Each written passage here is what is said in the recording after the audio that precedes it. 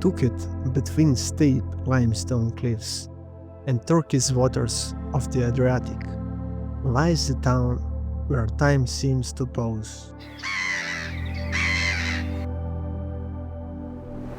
This is Kotor, a UNESCO World Heritage Site, an ancient fortress city and one of the Montenegro's most breathtaking destinations.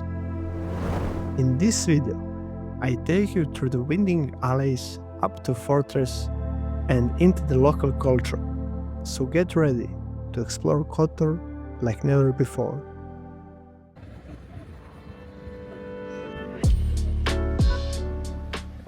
Most visitors arrive to Kotor by car, cruise ship or bus.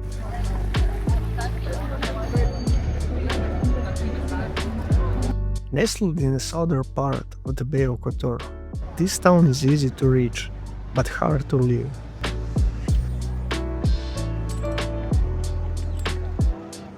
The drive itself is worth the trip. Coastal roads wind along the bay, offering spectacular views before you even arrive.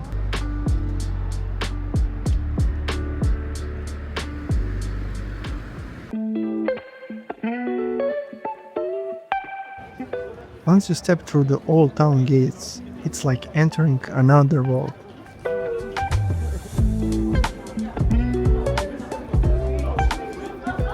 One of the first places you'll probably see is the main square. With the old clock tower, it's right near to the entrance.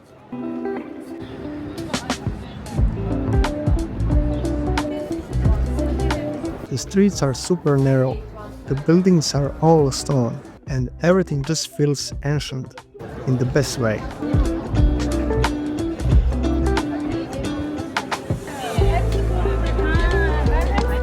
You don't even need a plan here.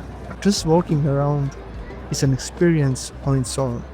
You'll randomly stumble into these tiny squares with cafes, little shops, and old churches. This is St. Tryphon's Cathedral, probably the most recognizable building in Kotor. It was originally built in 1100s, so it's been here for almost 1000 years. The two towers you see were actually rebuilt after earthquakes, but the base is still original.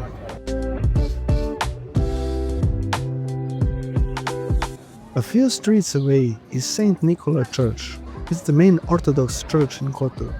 It's a bit newer, built in the early 1900s, but it has that classic look with the two domes and big Orthodox cross on top.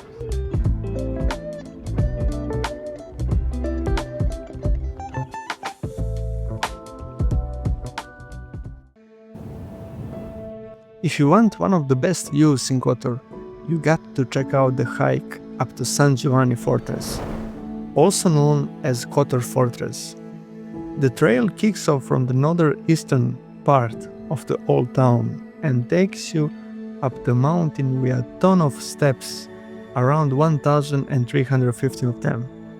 It's definitely a bit of a workout, especially if it's hot out, but if you take your time and bring some water, it's totally worth it.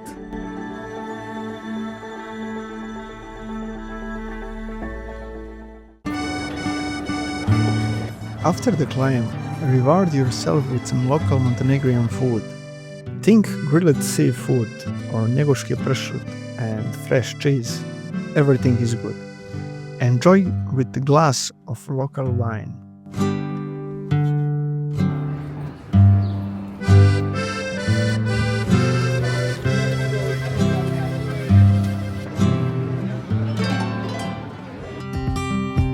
Kotor is the perfect base if you are looking to explore some of the most beautiful spots in the area.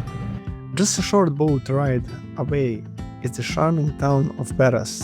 Super quiet, super scenic, and right across from it you got the famous Our Lady of the Rocks, a man-made island with a beautiful little church that's full of history. It's definitely one of these must-see places if you're already in the bay.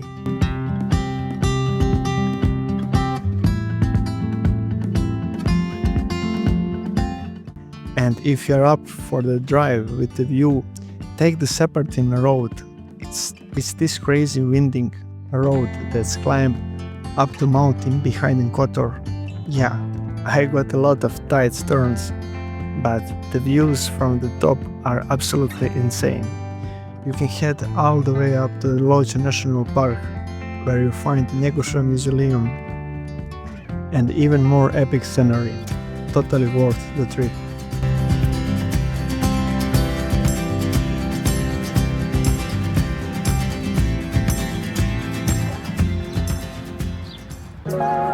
If you're wondering when the best time to visit Kotor is, I definitely recommend spring or fall.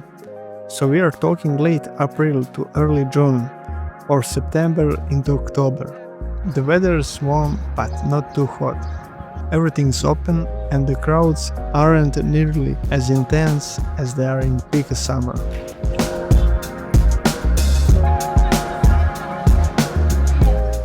July and August can get really busy, especially when cruise ships come in, plus it gets hot, which makes hiking and sightseeing a bit more challenging.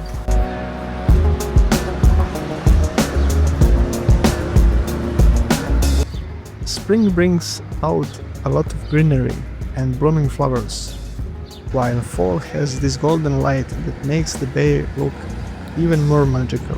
Plus, prices for accommodation are usually a bit lower outside the high season.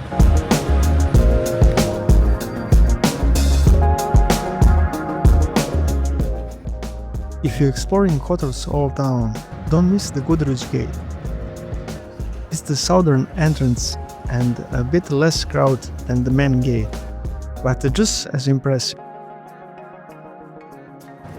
Built into the city walls with small stone bridge and even a moat, it looks like something straight out medieval movie.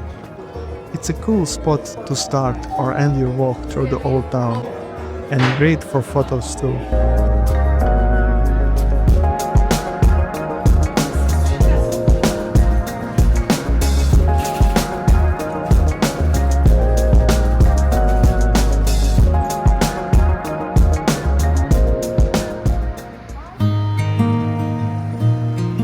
Thanks for joining me on this trip through the Kotor. I hope you enjoyed. If you liked the video, give it a thumbs up and subscribe for more travel adventures. And let me know in the comments where I should go next. See you in the next one.